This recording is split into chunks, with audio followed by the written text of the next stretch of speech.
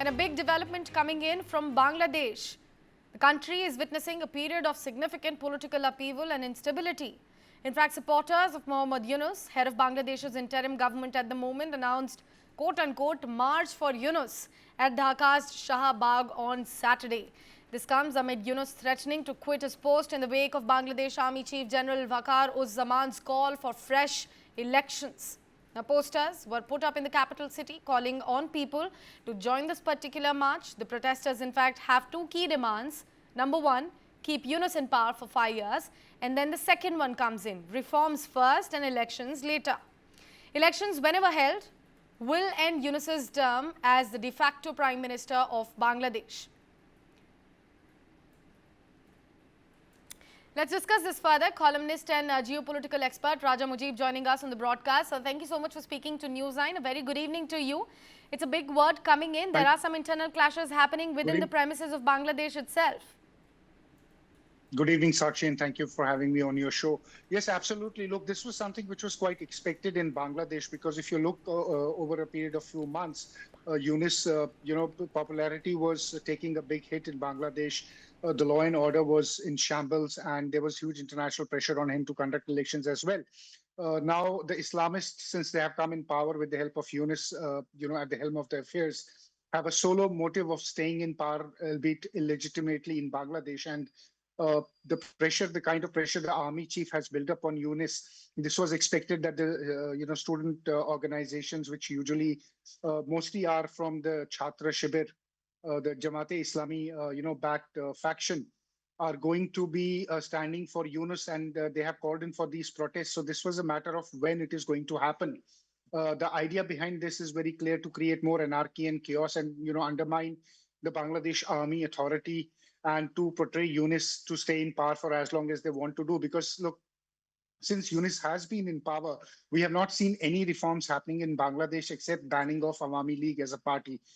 In terms of reforms, the only thing we have seen is, persecution of minorities and total anarchy on the streets. Crime rate in Bangladesh is high. Rapes of women are rampant.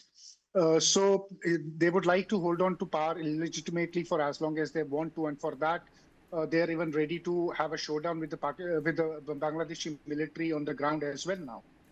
Absolutely. Mr. Mujib, I'll request you to please stay on with us. Let's also discuss what exactly the other things are happening in Bangladesh as well. There is clearly a power struggle in Bangladesh after the ousting of former Prime Minister Sheikh Hasina, we all know, and of course the ruling Awami League party too. 9 months after Nobel laureate Muhammad Yunus came to power as Bangladesh's interim leader, not all seems well on the political front too. In fact, on May 20th, a closed-door meeting between Bangladesh's interim leader and Nobel laureate Muhammad Yunus and the chiefs of the country's 3 armed forces was held to discuss the law and order in the country. However, social media and Bangladesh media is abuzz with the news of a cold war between the interim government and the armed forces. Rumors also suggested that Yunus was in fact considering to step down from his position. Yunus has repeatedly shied away from announcing elections and reportedly threatened resignation amid the political and military pushback. So, Mr. Mujib, this is very similar, not exactly, but very similar to what is happening in Pakistan. Yes, because if you look at Bangladesh and the way they have, slidden down the ladder towards radicalization, mass radicalization in Bangladesh, which has been happening for last 1 decade now, it's a textbook copy of what happens in Pakistan.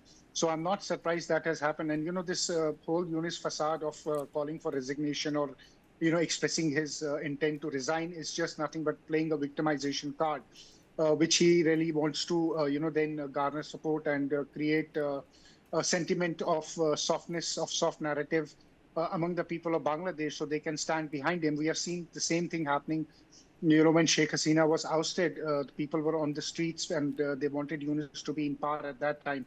And we actually know that it's Yunus who is actually heading what is basically the agenda of the deep Islamists, same like in Pakistan we have seen.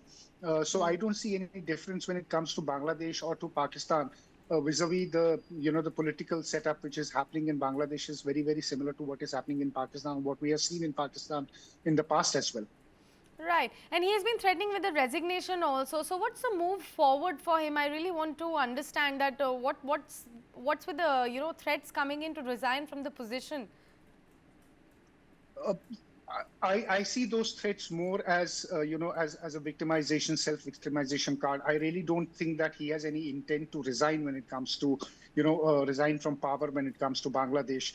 But what I see is that he would like to garner another street protest in Bangladesh, get people around in Bangladesh, especially these student organizations and these radical Jamaati Islami and other organizations affiliated to Jamaat, and they would try to have a showdown with the military, try to undermine the military, and then maybe try to see if they can get General Waker-Uz-Zaman out of the way and get a favorable general of their own choice to head the military, so they cannot be questioned on elections, and they retain power illegally for as long as they want in Bangladesh. I see that as a ploy of Yunus, nothing more than that.